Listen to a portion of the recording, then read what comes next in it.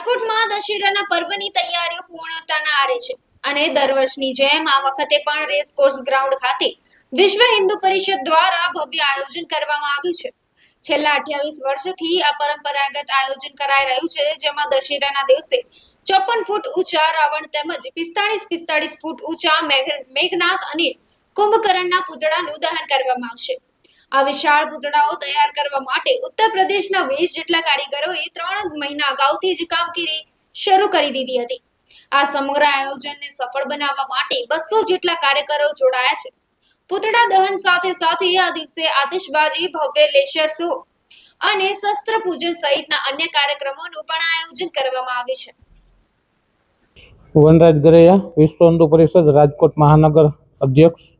ખાસ તો બીજી તારીખે દશેરાના દિવસે જે રાજકોટમાં દર વર્ષે પરંપરાગત લગભગ 27-28 વર્ષથી રાવણ દહનનો કાર્યક્રમ થઈ રહ્યો છે।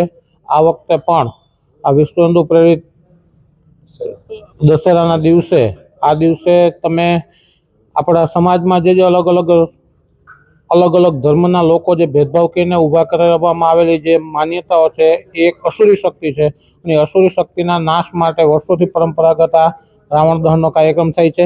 બીજી તારીખે રેસકોર્સ ગ્રાઉન્ડમાં રાવણ, કુંભકર્ણ અને મેઘનાથ આ 3 પૂતળાઓનું ત્યાં દહન કરવામાં આવશે અને જાહેર કાર્યક્રમ છે। અને આ કાર્યક્રમની અંદર અમારા અધ્યક્ષ આ વખતે રાવણ દહનના અધ્યક્ષ છે ભાઈ શ્રી કૌશિકભાઈ સરદારા, એમના અધ્યક્ષ સ્થાને આ કાર્યક્રમનું આયોજન કરવામાં આવેલું છે અને સર્વે જનતાના આના માટે લાભ લેવા અને ખાસ તો પધારવા માટે ભાવભર્યું આમંત્રણ। લગભગ રાવણ જે છે તે 54 ફૂટ છે, કુંભકર્ણ છે એ 45 ફૂટ છે અને મેઘનાથ છે એ 40 ફૂટ છે। 3 પૂતળાઓનું દહન કરવામાં આવશે।